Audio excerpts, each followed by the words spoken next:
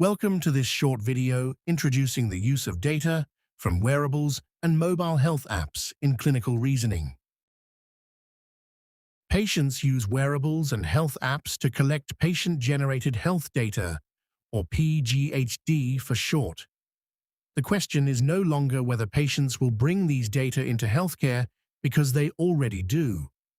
The question is how healthcare professionals can use this information safely, efficiently, and ethically in their clinical reasoning. You can think of PGHD as a possible extension of the history, examination, and follow-up process.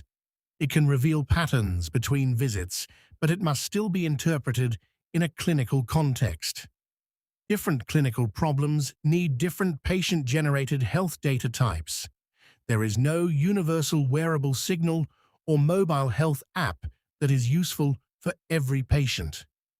Before we go into more details, it is worth clarification of some basic term. Most of you are probably familiar with the term biomarker. A biomarker is an objectively measured characteristic that indicates a biological process, a disease process, or a response to treatment. A digital biomarker is essentially the same concept, but the data are collected by patients using digital technologies such as smartphones, wearable devices, or other connected consumer electronics. Passive biomarkers are collected automatically. They include measures such as heart rate, sleep, physical activity, mobility, step count, and other physiological signals. The patient does not need to do anything to generate these data. Active biomarkers require the patient's participation. They include symptom reports, responses to questionnaires, electronic diaries, and other structured self-assessments. In other words, the patient actively provides the information. Traditional clinical reasoning often relies on snapshots, a history, a physical exam, vital signs, laboratory tests, and imaging at a particular moment. They are episodic, standardized, clinician-led, and often separated by weeks or months. Those snapshots are essential, but they leave large gaps between visits. PGHD can help fill those gaps by showing patterns from everyday life.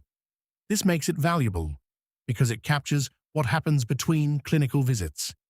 For example, a patient with epilepsy may track sleep, seizure events, or heart rate. A patient with heart disease may bring activity and pulse trends. A patient after surgery may send wound images or symptom reports. The value is not simply more data. The value is a better timeline. In a systematic review published in NPJ Digital Medicine in 2025, Bruckner and colleagues examined healthcare professionals' perspectives on patient-generated health data from wearable devices and health apps. By synthesizing evidence from multiple original studies, the review provides a broad overview of current professional views on the use of PGHD in clinical practice. The findings were organized into following themes: the benefits of PGHD for patient care and clinical workflows, barriers to its use, and the evolving roles of patients and healthcare professionals in generating, interpreting, and using these data. We will briefly summarize these perspectives and relate them to the traditional role of clinical data in clinical reasoning. For a comprehensive overview of healthcare professionals' perspectives, including researchers' views on the role of patient-generated health data from wearable devices and health app, please refer to the full paper. Patient-generated health data supports monitoring disease progression and overall health status while helping identify trends, triggers, and behaviors that affect health. Continuous or repeated measurements may show patterns that are missed in the clinic, such as symptom triggers, activity decline, sleep disruption, or treatment side effects. It can be used to establish, monitor, and adjust treatment plans. PGHD may help establish a baseline and then show whether an intervention is helping. It facilitates collaboration between patients and healthcare providers in setting and tracking health goals. PGHD also supports lifestyle and behavior change, promotes disease prevention. Some healthcare professionals see PGHD as objective data, a continuous record that may be less affected by memory problems, doctor-pleasing answers, and several patients' and practitioners' individual cognitive biases. Others are more cautious and treat it like a digital symptom description.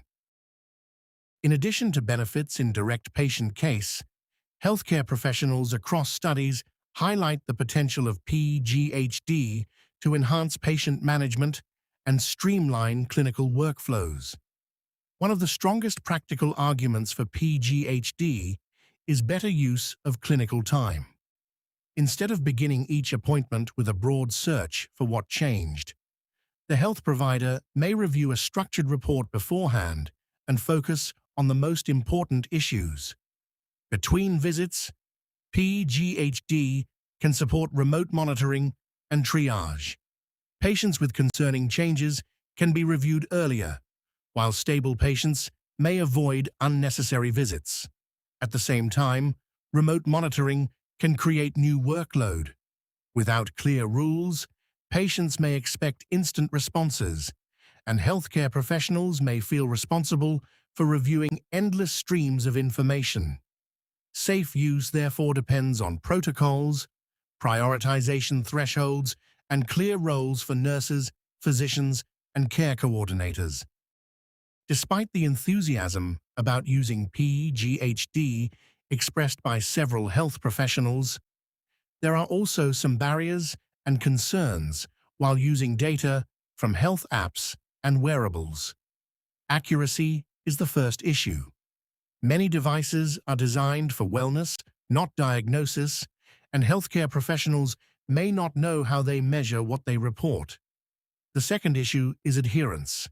If a patient wears a device only on good days, forgets to charge it, or enters symptoms inconsistently, the trend may be misleading.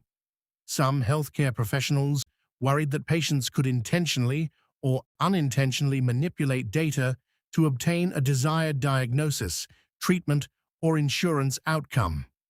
The third issue is missing context. A heart rate spike may reflect exercise, anxiety, infection, arrhythmia, medication, or a loose sensor. Finally, health professionals are worried about data overload, in particular when patients gather data deemed to have little medical relevance. Another group of barriers relates to their lack of integration into clinical workflows. In many healthcare settings, PGHD is stored in applications or dashboards that are separate from the electronic health record. Clinicians therefore have to interrupt their normal workflow, open another system, and manually interpret additional data before incorporating it into their clinical reasoning. This extra cognitive and organizational effort makes PGHD difficult to use during already time-constrained consultations. Continuous data collection often creates an implicit expectation that clinicians are also continuously monitoring the data and will respond rapidly when abnormalities appear. However, healthcare professionals rarely have the capacity to review incoming data in real time. Without clearly defined protocols specifying when PGHD will be reviewed, by whom, and under what circumstances, this mismatch can create frustration for patients and increase clinicians' responsibility. Finally, a barrier is digital health literacy, affecting both clinicians and patients. Consequently, effective clinical reasoning depends not only on access to more data, but also on the ability of both patients and professionals to understand, evaluate, and appropriately use that data. Patient-generated health data may have also negative impact on patients. Digital tracking can increase anxiety, obsessive checking, or distress, especially when patients focus constantly on abnormal or imperfect values. This can be especially harmful when data and bodily experience do not match, or when a patient feels they are failing to meet targets. The tracking could become an additional work for patients who already deal with a severe condition.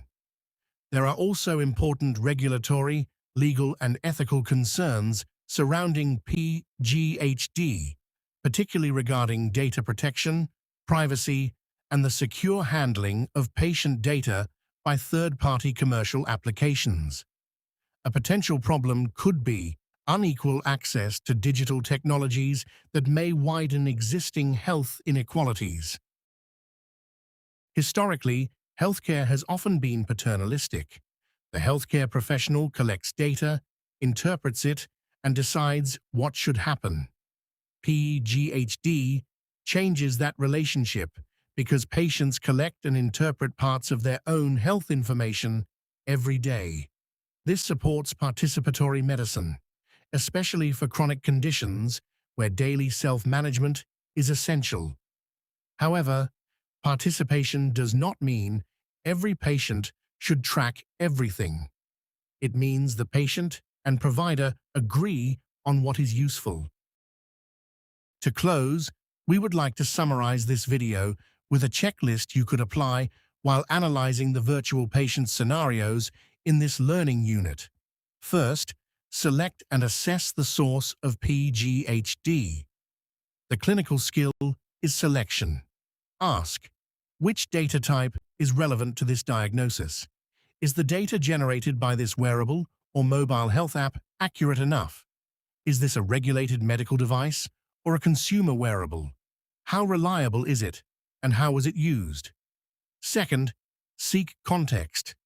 Do not interpret passive data in isolation. Usually, the best picture comes from combining passive sensor data with active patient-reported outcomes. Ask what was happening at the time: exercise, stress, medication changes, symptoms, or device problems. Third, filter the noise. Only data that relate to the clinical question should shape decisions. Fourth, collaborate. PGHD should set the agenda for a conversation and support self-management, not override clinical judgment or patient preferences. The takeaway from this video should be: patient-generated health data can improve clinical reasoning when it is clinically relevant, integrated into workflow, ethically handled, and interpreted with the patient.